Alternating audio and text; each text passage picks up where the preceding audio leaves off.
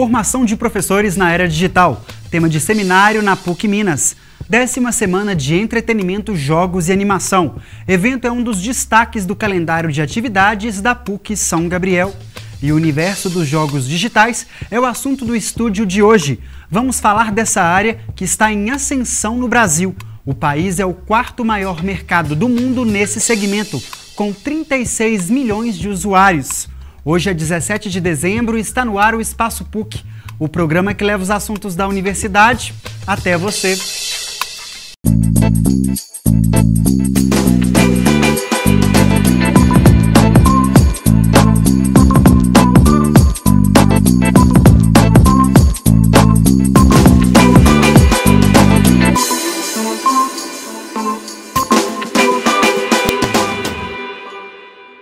Olá!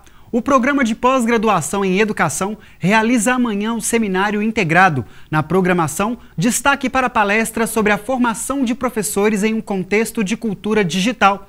A palestrante é a professora e doutora Adriana Rocha Bruno, da Universidade Federal de Juiz de Fora. As inscrições são gratuitas e podem ser feitas pelo e-mail grupo pesquisa tdeduc@gmail.com. As vagas são limitadas e todos os participantes receberão certificados.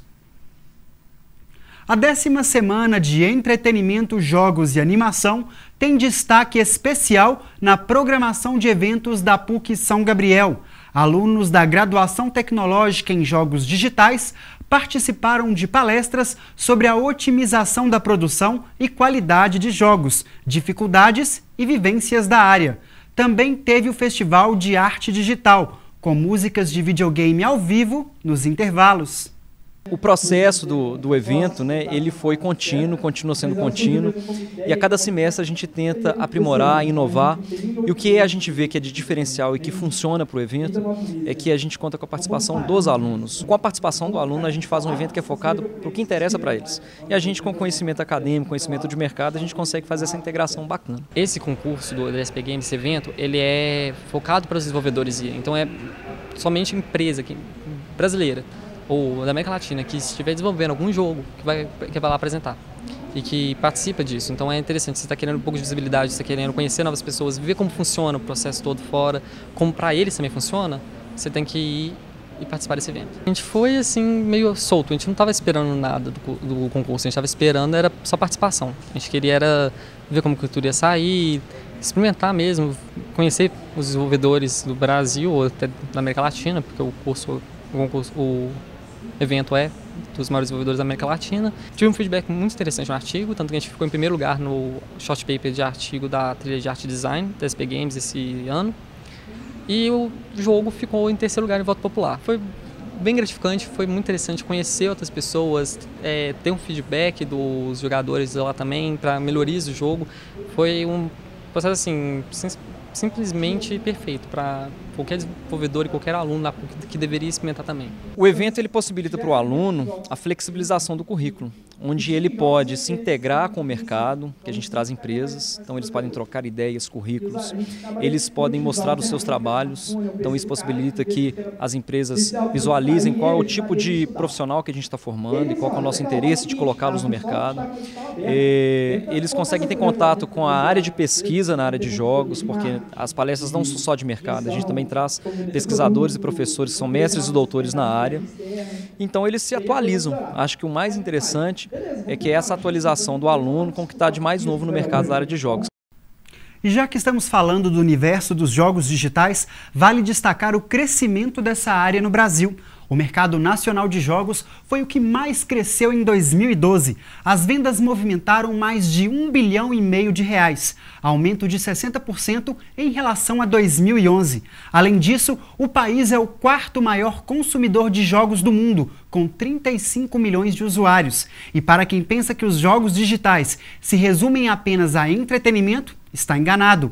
O curso superior de tecnologia em jogos, ministrado na PUC Minas, por exemplo, vai muito além das técnicas artísticas e dos atraentes recursos 3D.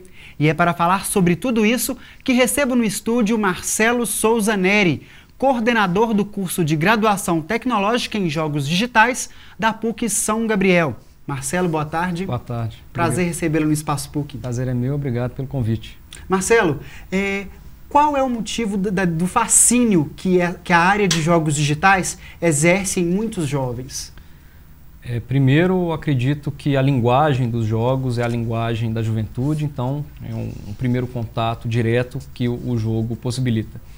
Além disso, o jogo hoje ele é bastante democrático, porque as interfaces de entrada de dados, né, como que você pode jogar, não se resume apenas aos joysticks. Então você tem captura de movimentos, você tem joysticks que você pode acoplar no corpo e utilizar os seus próprios movimentos. Então isso facilita muito que outras pessoas que não gostavam de jogos passem a aproveitar.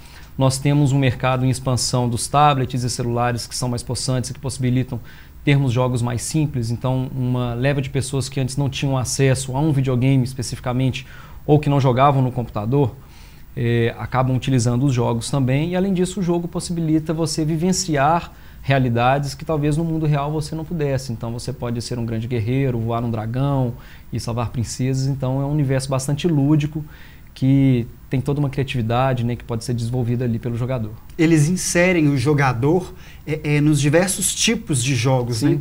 Uma outra coisa que é interessante, né, que talvez esse fascínio ele seja despertado, porque das indústrias de entretenimento, hoje a de jogos é maior, né? A gente está falando aqui de cinema, de música e de jogos.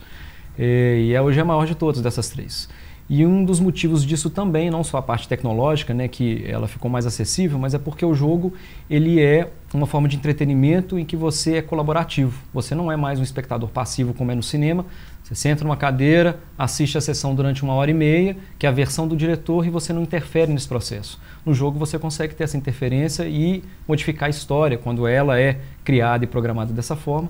Então, você modifica a história da forma que você achar melhor. Então o jogador ele é participante. Você falou muito das questões relativas ao jogador. Em relação ao profissional, qual o perfil que o profissional de jogos deve ter nos dias de hoje?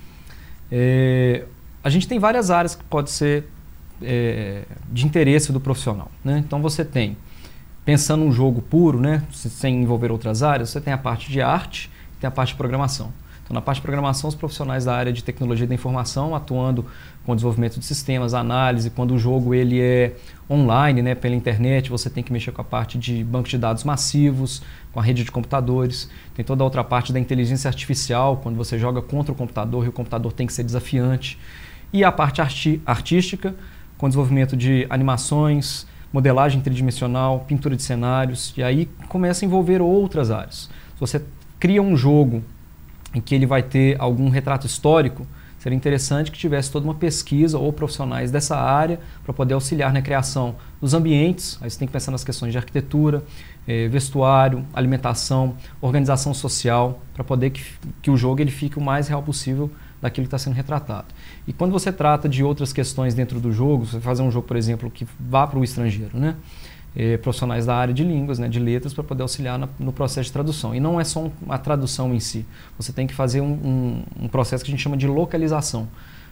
O ideal é que pessoas que morem nos locais onde o jogo vai ser comercializado, que é como tem acontecido aqui no Brasil, quando a gente importa algum jogo e ele é traduzido, ele não é traduzido ao pé da letra.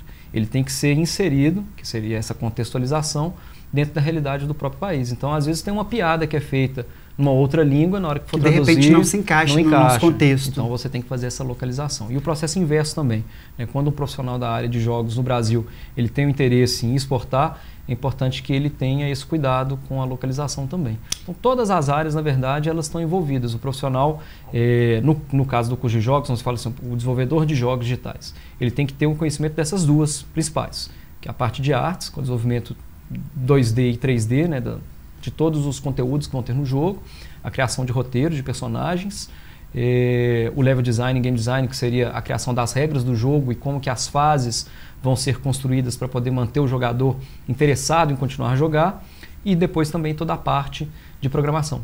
E aqui você atribui o crescimento desse mercado no Brasil? A gente tem hoje uma característica no Brasil, primeiro que é uma economia mais estável do que era há cerca de 20 anos atrás, então isso facilita a aquisição, mesmo que ainda seja um pouco caro quando a gente pensa nos jogos e nos consoles que são estrangeiros, mas ainda assim ele é uma economia estável, que isso facilita bastante. Além disso, eu acredito que os consumidores, né, eles têm mais acesso aos jogos, porque isso é facilitado, inclusive, através da internet. E para finalizar, nós sabemos que a PUC Minas preza por uma formação humanística. Como é possível aliar a formação humanística em uma área que tem características tão práticas, tão dinâmicas quanto a área de jogos? Bom, além das disciplinas que elas ocorrem em todos os cursos da PUC, né, de filosofia e cultura religiosa, os alunos, eles constantemente são instigados pelos professores a tratar alguns conteúdos que normalmente nos jogos eles acabam aparecendo, como a questão da violência, averiguar, será que há necessidade disso realmente? Por que você está colocando um personagem batendo no outro? Ou se vai ter algum tipo de problema, né? Na hora que um jogador bate no outro, ele vai morrer, como é que ele morre, etc. Porque isso acaba acontecendo nos jogos, né? Então os alunos, eles são sempre orientados a pensar sobre esses casos. É uma área fascinante, então. É bastante. Ok, muito obrigado pela participação. Obrigado a vocês. E chega ao fim a edição do Espaço PUC de hoje. Se você tem sugestões para o programa, é só enviar para o e-mail espaçopuc@pucminas.br. Para rever essa ou outras edições do programa, basta acessar o nosso canal no YouTube. O endereço é youtube.com/puctvbh.